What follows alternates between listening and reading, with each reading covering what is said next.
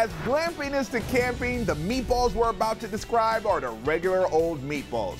We're poshing up your pasta toppers with some craft meatball recipes that'll make your next Italian night world class on the hit list. A blob of ground beef and red sauce? That ain't a meatball, and it ain't worth your time. Not when you can try these craft meatball recipes from Chef Joey Maggiore. First up, crab and shrimp meatballs over creamy polenta.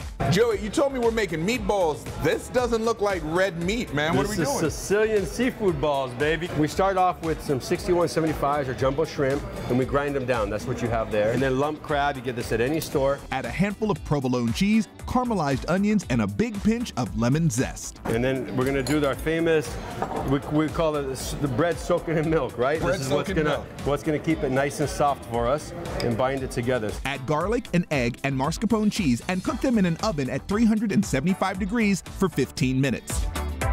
Voila! Place the meatballs on top of creamy polenta. The final touch, crack an egg on top and mix it into the polenta. Look at this. This is great. Take this home with me. Next up, lamb meatballs over spinach and ricotta gnocchi. This is my favorite, lamb, baby. It's not real gamey. All the other flavors will pick up really nice. Mix in caramelized onions, provolone, aged Parmesan, and feta. Sprinkle a handful of fresh mint and some garlic. To keep it light and fluffy, add the milk-soaked breadcrumbs and add an egg. So we cook these rare, and then we put them in the back in the sauce, which they keep cooking. So when they come to the table, they're just a little bit under. Bake the lamb at 375 degrees for about 20 minutes. Then pair them with bolognese sauce on a bed of spinach and ricotta gnocchi. It's like there's a party in my mouth, and I'm the only one that's invited.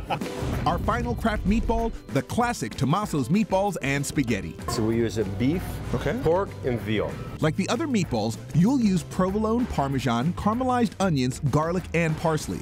But the secret is to add raisins and pine nuts. Raisins in meatballs? Yeah, and it gives it that sweet, and then the pine nuts give it a little bit of a nutty flavor. Bake at 375 degrees for 15 minutes and pair it with spaghetti. This is how spaghetti and meatballs was intended to be eaten. A tear almost came down my eye. For easy step-by-step recipes, go to thelisttv.com. Getting crafty with our meatballs on the hit list.